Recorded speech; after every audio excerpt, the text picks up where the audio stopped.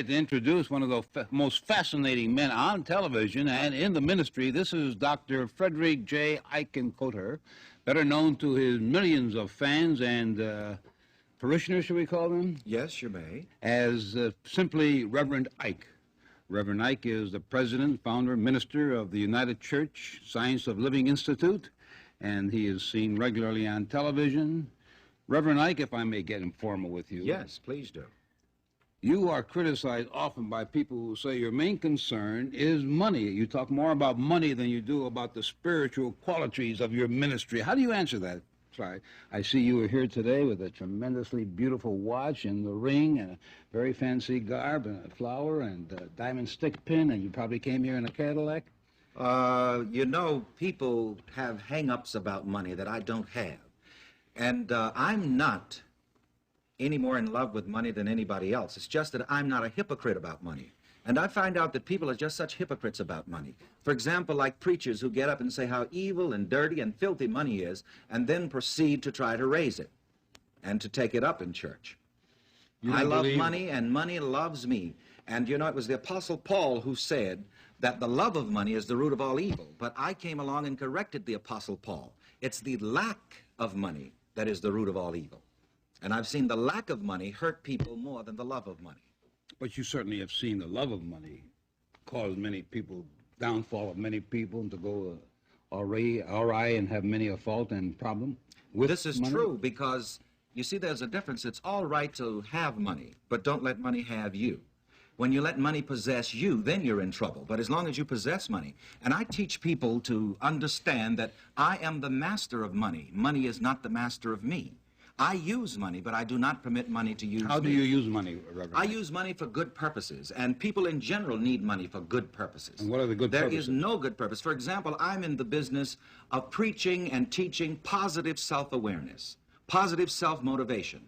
I teach people that if they believe in themselves correctly and positively, they can be what they want to be, do what they want to do, and have what they want to have right here, right now. Do you believe then in the hereafter? I believe in the here and the now. I'm not preaching about the sweet by and by. Too many people are waiting for pie in the sky by and by when they die. I believe that heaven begins now, but it does not end now. And whatever is going to happen in the hereafter, if a person develops himself and does all the good that he can here and now, whatever comes later will be even better. Well, let me get it straight. Do you believe in the hereafter, or do you not? I believe in the eternal now. That's what I call it. You believe in living for today? I believe in the eternal now. Yesterday is gone, tomorrow never comes. I must live today. I believe that it is the responsibility of each individual to make the most of himself right here, right now, and whatever comes later will be better. Then why do you get linked with money so much? What you're saying right now is a very good and very honest approach to religion. Doing good, but you're tied up with money all the time. Yes, I think I'm linked with money simply because I'm the least hypocritical minister about money. As I say, other ministers may say that it's dirty and that it's filthy. I say that money is good stuff. I say that it is wonderful stuff. I have the gall to say that publicly. Shouldn't a minister be more concerned with the spiritual qualities of life rather than the material and financial qualities of life? So isn't that your calling? Well, as far as I'm concerned, money is spiritual. Everything is spiritual. And to me, money is more than dollars and cents. To me, money is the getting power of self-awareness.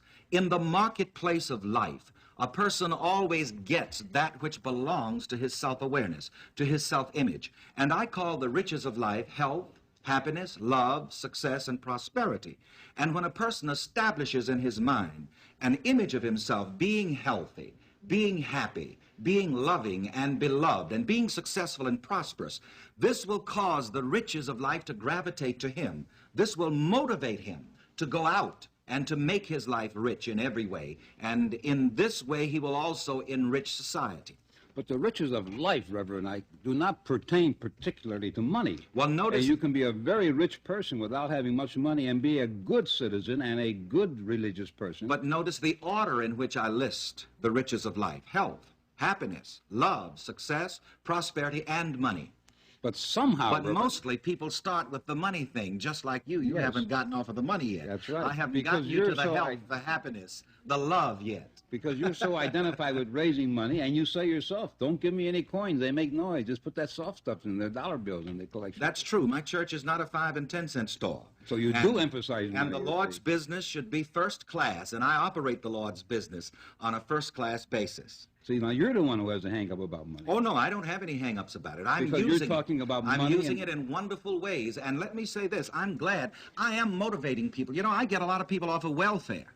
Good. And That's very necessary. because I say this, that welfare has its place, but don't make it a resting place. And I think that we have given people the idea too much that society owes them something. The individual owes it to himself to become self-sufficient, to become self-responsible, self-directed, and self-disciplined.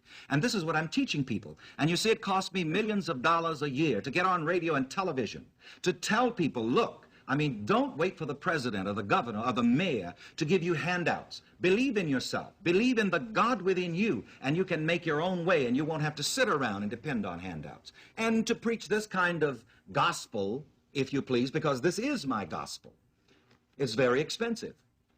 See, there we get back to money now. And That's why you have absolutely, to raise the it money. only goes to show you, regardless of what you do, it costs money. My church in New York City is, in effect, a television studio. It took, for example, $250,000 of extra air conditioning when we installed our television lights in the church. Our church building there in New York occupies 1 square block. We have invested over $2 million in it. We have coated the walls with new gold. People say to me, Reverend Ike, why is it that you've put this much money into the church building? And I do it for a certain reason. When people walk into the midst of all of this affluence and this opulence and this luxury, it magnetizes their consciousness, if you please, for wealth and prosperity.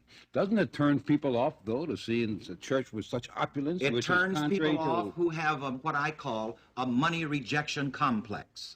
And there is a very deep money rejection complex in the world, and even in this nation.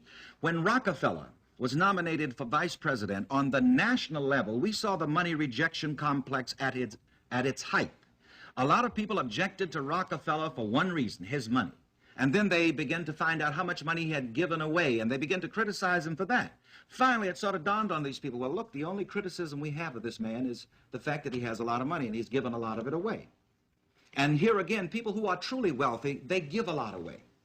I myself have no personal estate. I think the ejection of Rockefeller was by those who did object. I don't know who they are, but they came from the fear of his power due to his money. That was more of the resentment of Rockefeller. But there is one comfort in that. At least nobody could buy him with dollars and cents. Yes, but who could he buy with his dollars and cents? That's the concern.